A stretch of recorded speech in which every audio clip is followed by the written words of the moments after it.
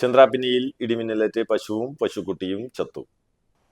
ചന്ദ്രാപിന്നി ഹൈസ്കൂളിന് കിഴക്ക് സുഗതൻ റോഡ് സ്വദേശി കണ്ണമ്പള്ളി വീട്ടിൽ സുധീർ വളർത്തിയിരുന്ന ഒരു പശുവും ഒരു പശുക്കുട്ടിയുമാണ് രാവിലെ ഉണ്ടായ ശക്തമായ ഇടിമിന്നലിൽ ചത്തത്. രാവിലെ 6:30യോടെയായിരുന്നു സംഭവം. പാൽ കറക്കുന്നതിനായി തൊഴുത്തിൽ നിന്ന് പശുക്കളെ പുറത്തിറക്കി വീട്ടുമുറ്റത്ത് കെട്ടിയതിന് തൊട്ടു പിന്നാലെയാണ് പ്രദേശത്ത് ശക്തമായ ഇടിമിന്നലുണ്ടായത്. മിന്നലാഘാതത്തിൽ പശുവും പശുക്കുട്ടിയും സംഭവ സ്ഥലത്ത് തന്നെ ചത്തതായി ഉടമ സുധീർ പറഞ്ഞു. ഞാനായിട്ട് കാലത്ത് ഇങ്ങോട്ട് ഇറങ്ങിയതാണ്. തൊഴുത്തിലായിരുന്നു. തൊഴുത്തിൽ നിന്ന് അഴിച്ച് കെട്ടി പുറത്തേക്ക് വന്നു. പശുവിനെ കറക്കാൻ പശുവിൻ്റെ ഇരത്ത് നിൽക്കണു. 2 പശുക്കളുണ്ടായിരുന്നു. രണ്ടാളും കുഴഞ്ഞു വീണു.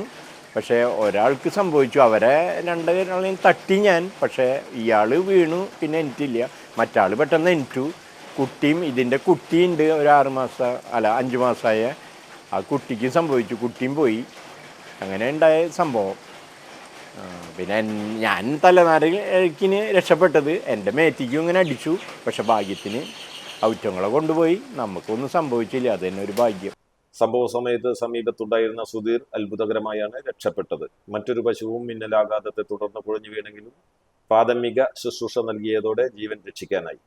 വിവരമറിഞ്ഞെത്തിയ ബന്ധപ്പെട്ട ഉദ്യോഗസ്ഥർ സ്ഥലത്തെത്തി പരിശോധന നടത്തി തുടർ നടപടികൾ സ്വീകരിച്ചു. ഏകദേശം 25 വർഷമായി പശു വളർത്തൽ മേഖലയിലുള്ള സുധീറിന്റെ ഉപജീവന മാർഗങ്ങളിൽ പ്രധാനപ്പെട്ടതാണ് ക്ഷീരകൃഷി. നിലവിൽ 4 പശുക്കളും 2 പശുക്കുട്ടികളുമാണ് ഉണ്ടായിരുന്നത്. ഇതിൽ ഒരു പശുവിനെയും ഒരു പശുക്കുട്ടിയെയുമാണ് നഷ്ടമായത്. വലിയ സാമ്പത്തിക ബാധ്യതയാണ് കുടുംബത്തിന് ഉണ്ടാക്കിയിരിക്കുന്നത്. സംഭവം അറിഞ്ഞ് പഞ്ചായത്ത് അധികൃതരും സ്ഥലത്തെത്തി. ദുരന്തത്തിലുണ്ടായ നഷ്ടത്തിന് അർഹമായ നഷ്ടപരിഹാരവും മറ്റ് സർക്കാർ സഹായങ്ങളും ലഭ്യമാക്കുന്നതിനുള്ള നടപടികൾ സ്വീകരിക്കുമെന്ന് panchayat vice president TK Chandrababu പറഞ്ഞു.